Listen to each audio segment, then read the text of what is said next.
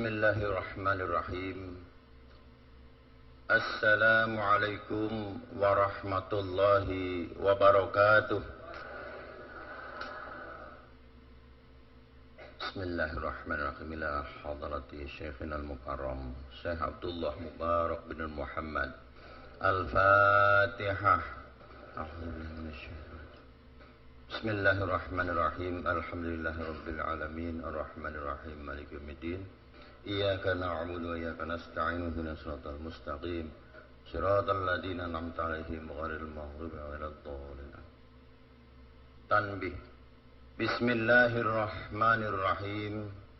Tanbih ini dari Syekhuna almarhum Syekh Abdullah Mubarak bin Nur Muhammad yang bersemayam di Patapan Suryalaya, Kajembaran Rahmaniyah.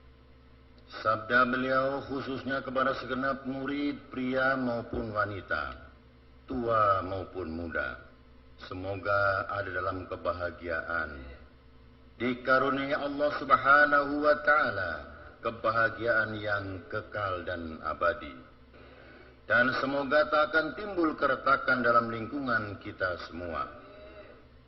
Demikian juga semoga pimpinan negara bertambah kemuliaan dan keagungannya, supaya dapat melindungi dan membimbing seluruh rakyat dalam keadaan aman, adil dan makmur, zahir maupun batin. Sesungguhnya kami tempat orang bertanya tentang Thariqat Qadiriyah Naqsyabandiyah, menghaturkan dengan tulus ikhlas, berwasiat kepada segenap murid-murid, berhati-hatilah dalam segala hal. Jangan sampai berbuat yang bertentangan dengan peraturan agama maupun negara. Taatilah keduanya itu sepantasnya. Demikianlah sikap manusia yang tetap dalam keimanan. Tegasnya dapat mewujudkan kerelaan terhadap agama dan negara. Taat kehadirat ilahi yang membuktikan perintah agama dan negara. Insyaallah, hai murid-murid sekalian, janganlah terpaut oleh bujukan nafsu, terpengaruh oleh godaan setan. Waspadalah akan jalan penyelewengan terhadap perintah agama maupun negara, agar dapat meneliti diri supaya tidak tertarik oleh bisikan iblis yang selalu menyelinap dalam hati sanubari kita. Lebih baik buktikanlah kebajikan yang timbul dari kesucian. Pertama, terhadap orang-orang yang lebih tinggi daripada kita, baik zahir maupun batin, harus kita hormati. Begitulah seharusnya hidup rukun dan saling menghargai. Kedua, terhadap sesama yang sederajat dengan kita dalam segala-galanya, jangan sampai terjadi persengketaan. Sebaliknya harus bersikap rendah hati, bergotong royong dalam melaksanakan perintah agama maupun negara. Jangan sampai terjadi perselisihan dan persengketaan, agar kita tidak terkena firman Allah, azabun alim, yang berarti duka nestapa selama-lamanya, dari dunia sampai akhirat, badan payah, hati susah.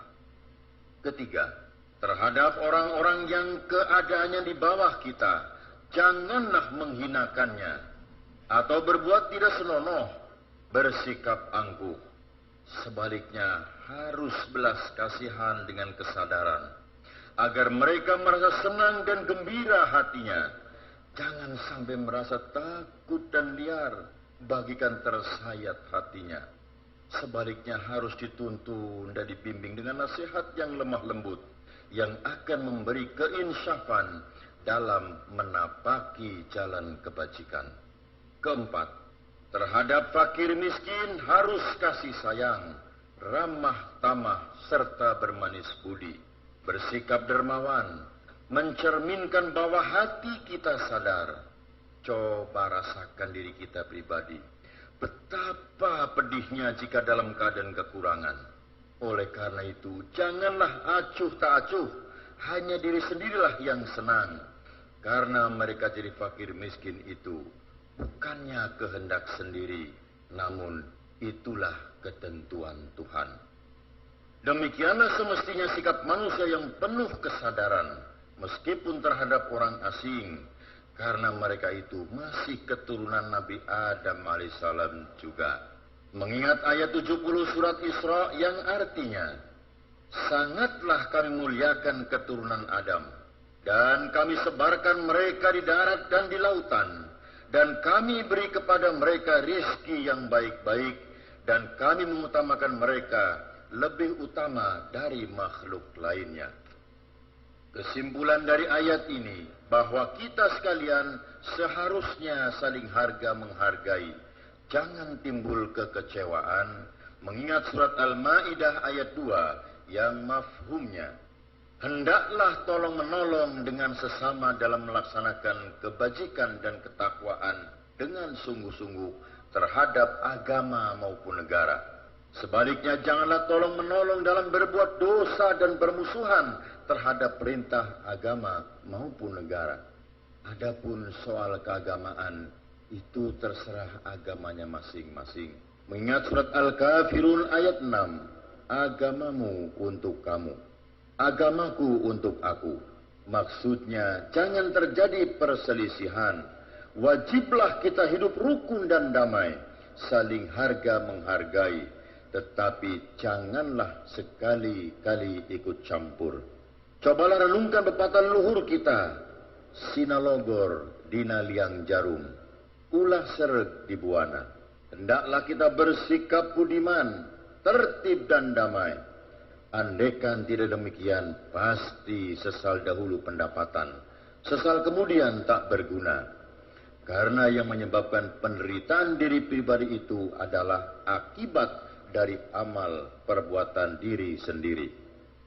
Dalam surat An-Nahl ayat 112 diterangkan bahwa Tuhan yang Maha Esa telah memberikan contoh, yakni tempat maupun kampung, desa maupun negara, yang dahulunya aman dan tenteram, gemah, ripah, loh cinawi. Namun penduduknya, penghuninya mengingkari nikmat-nikmat Allah. Maka lalu berkecamuklah bencana kelaparan, penderitaan, ketakutan, dan sebagainya, yang disebabkan sikap dan perbuatan mereka sendiri.